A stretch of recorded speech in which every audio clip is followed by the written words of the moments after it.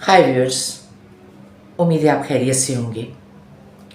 मुस्तफ़ा आमिर के कत्ल को बहुत से दिन गुजर गए, लेकिन आज भी सोशल मीडिया इस केस की खबरों से भरा पड़ा है और हर आने वाले दिन में नए नए इंकशाफात हो रहे हैं, नई नई अपडेट सामने आ रही हैं।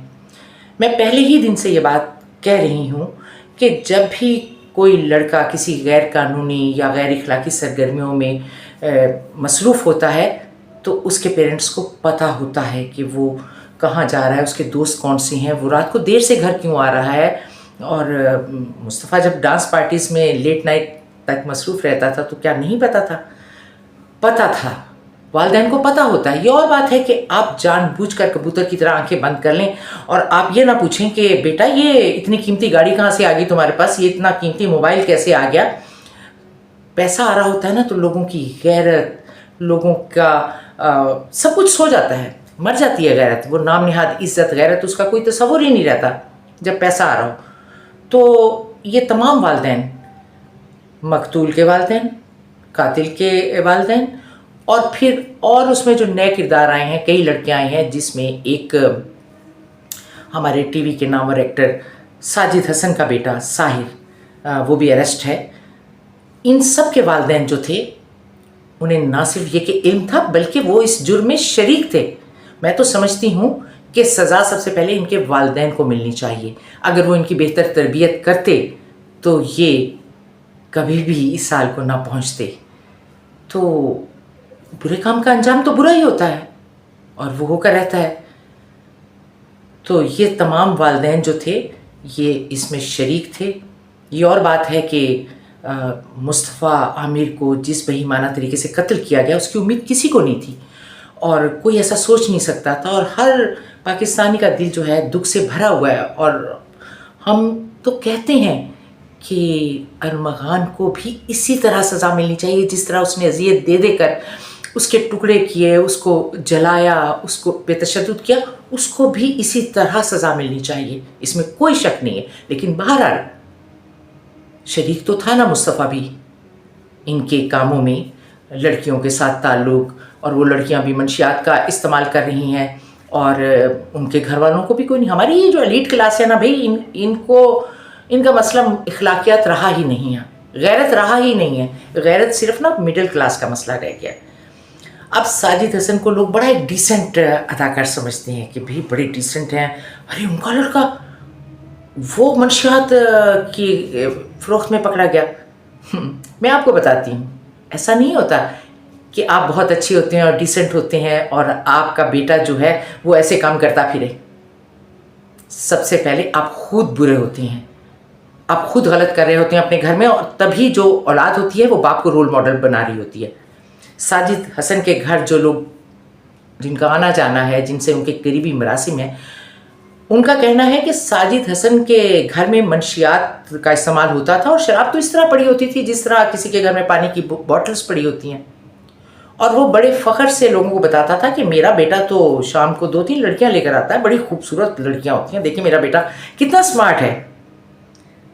और सुनने वाले चंद लम्हों के लिए हैरत ज़्यादा रह जाती हैं कि इस शख्स में ज़रा सी भी गैरत नहीं है।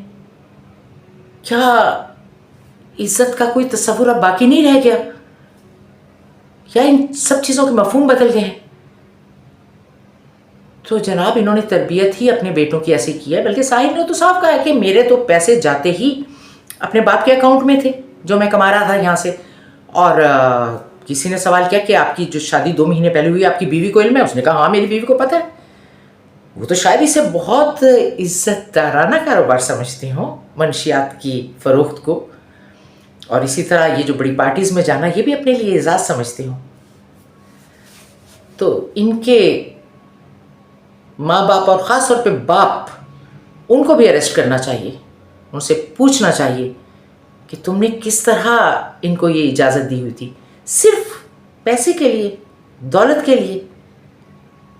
तो अब डिफेंस में बहुत से इस तरह लोगों को गिरफ़्तार किया जा रहा है, लड़कियां बहुत सी हैं जो जिनसे तफ्तीश की जा रही है।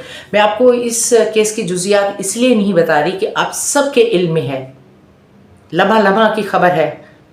کہ کیا ہو رہا ہے. ہر ویلاگر اس پر ویلاگ بنا رہا ہے, ہر جرنلسٹ اس کے بارے میں بات کر رہا ہے, انٹرویوز کر رہا ہے. شیراز کا انٹرویو کیا, پھر یہ اب اس کا ساحر کا ہو رہا ہے. تو آپ کو سارا پتہ ہے, تو اس لیے ان باتوں کو دہرانے کا کوئی فائدہ نہیں ہے. اہم بات صرف یہی ہے کہ ان تمام لوگوں کے جو باپ ہیں اس کاروبار میں شریک تھے اور یہ کافی عرصے سے کر رہے ہیں. بلکہ وہ جو ارمغان کا باپ تو 25 سال سے یہ منشیات کی فروخت کا کام کر رہا ہے. وہ تو بنا ہی امیر انہی پیسوں سے ہے, کوئی وہ پیچھے سے کوئی امیر نہیں تھا, وہ ایک عام سا بندہ تھا.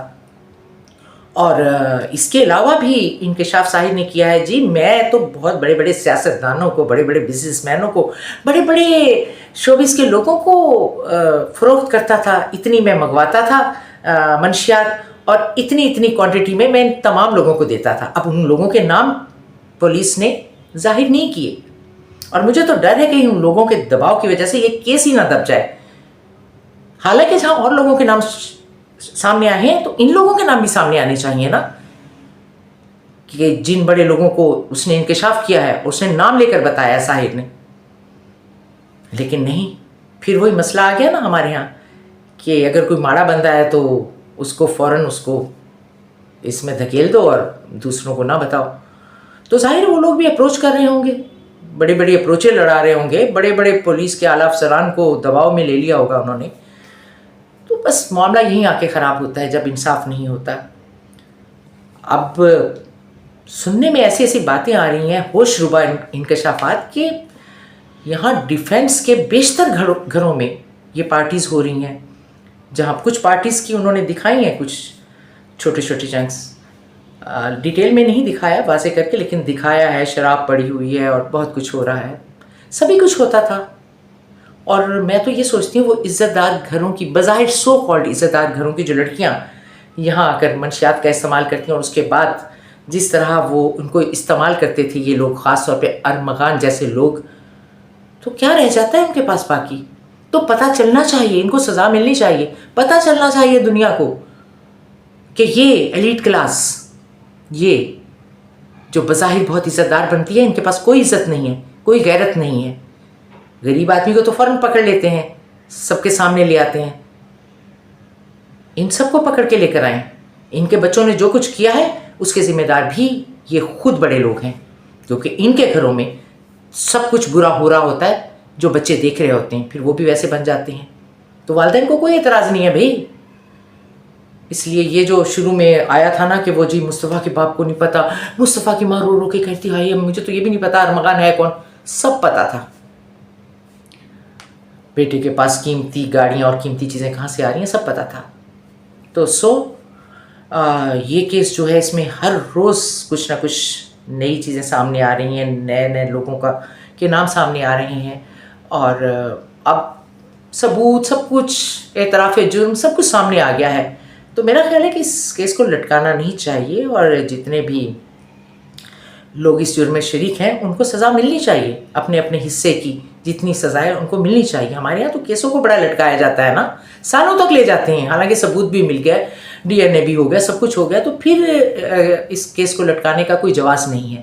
تو فوری انصاف اب مل جانا چاہیے. اس کیس میں تو مل جانا چاہیے, کیونکہ مصطفیٰ کی جو ماں ہے وہ زندگی کی آخری سانس تک اس غم کو بھولے گی نہیں, اس دکھ کو بھولے گی نہیں کہ وہ اپنے بیٹے کی لاش بھی نہیں دیکھ سکی. لاش کیا تھی؟ جلے ہوئے چند ٹکڑے. اس کے دکھ کا اندازہ ہم میں سے کوئی بھی نہیں کر سکتا. تو اب کیا کریں ہم, جب والدین خود ہی نہیں اپنی اولاد کا پتہ رکھتے, ان کی تربیت میں کوئی اچھا کردار ادا کرتے, تو پھر کیا کریں. پھر ایسے حادثات تو ہوتے رہیں گے. تو اس وقت اس کیس کو بہت سیریس لینے کی ضرورت ہے تاکہ یہ سلسلہ یہیں پہ رک جائے. اب کوئی اور ارمغان کسی اور مصطفیٰ کا خون نہ کرے اس بے دردی سے. ہم سب اس بات کے منتظر ہیں کہ ارمغان کو کب عبرتناک سزا ملتی ہے, تبھی ہم لوگوں کو کچھ سکون ملے گا. اور ویسے بھی اگر یہ لڑکا بچ گیا تو شاید یہ اس سے بھی برائی زیادہ پھیلائے گا اس سوسائٹی میں. تو اللہ کرے کہ ہمارے پولیس والے اور ہمارے دوسرے لوگ جو ہیں اداروں کے, عدلیہ کے لوگ جو ہیں, وہ کسی دباؤ میں آئے بغیر ان تمام باتوں کا فیصلہ کریں.